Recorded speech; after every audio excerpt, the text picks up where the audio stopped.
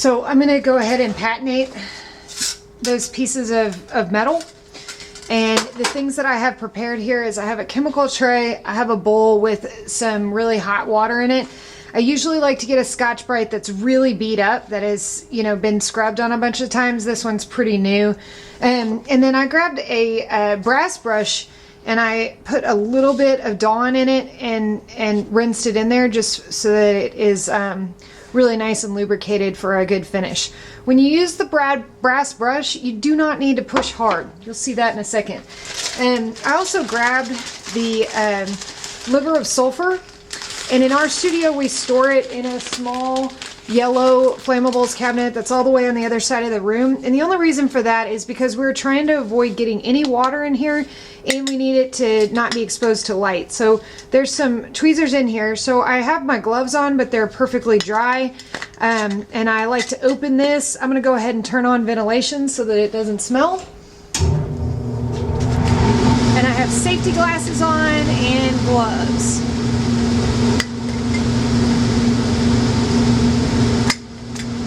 So you can see the little pieces in there. I actually rarely use these. I usually break these up with a hammer and make them smaller. I'm looking for the little bitty pieces like that.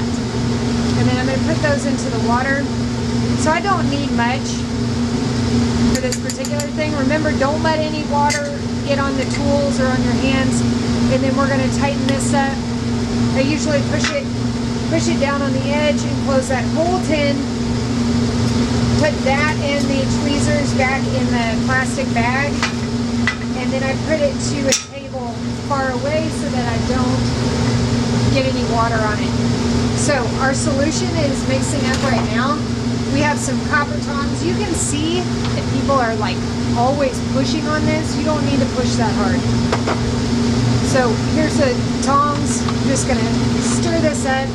Now you could do like a bigger bath of this and lay these long pieces in it, but I usually don't do that. I just go ahead and take my Scotch-Brite over the material.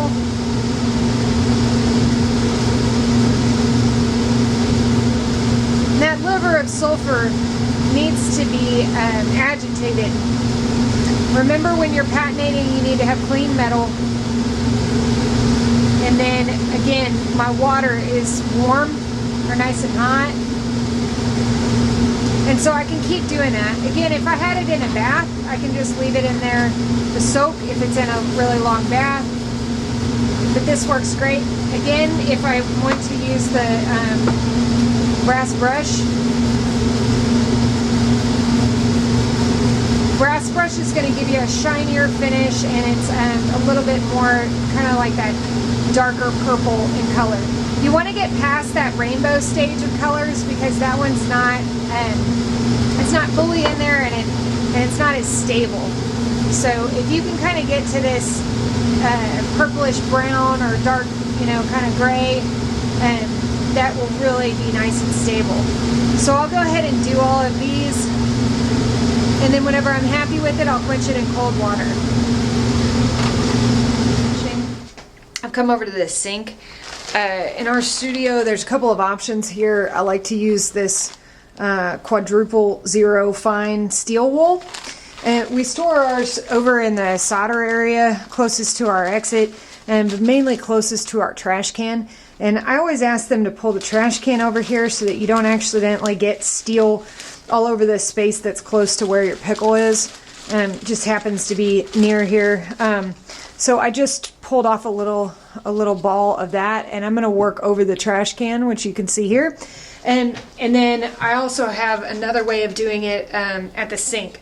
So I have already quenched these in cold water, and I was a good, you know, community roommate, and cleaned up all of my Liver of Sulfur and everything. Got it ready for the next person. So one way to do this is just to just kind of go in circles and use steel wool.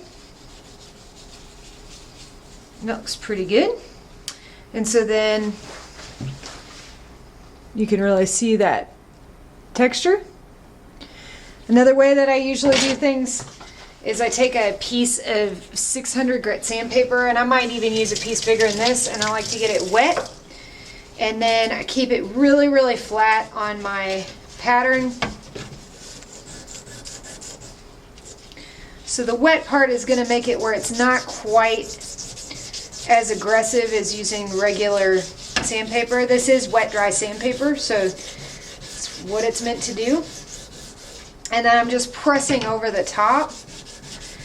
The reason why I might prefer this on some patterns is because I might have like a bunch of detail that I'm afraid that the steel wool might get too far down. So sometimes I'll still steel wool it after I've gotten that general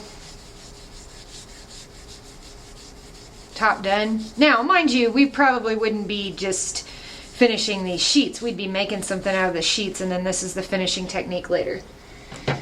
So again, back to that brass brush. We had the brass brush that had some Dawn soap on it. I can also hit the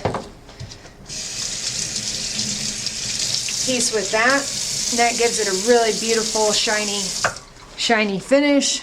And then I'll show all of these at the very end. So same thing, wet dry sandpaper. I like that for these detailed ones because I really want to keep the black of the liver of sulfur on the areas that are recessed. Woo, these are so pretty. Thank you to Potter USA for all of the good designs. They've got some great people working there that are taking care of this stuff.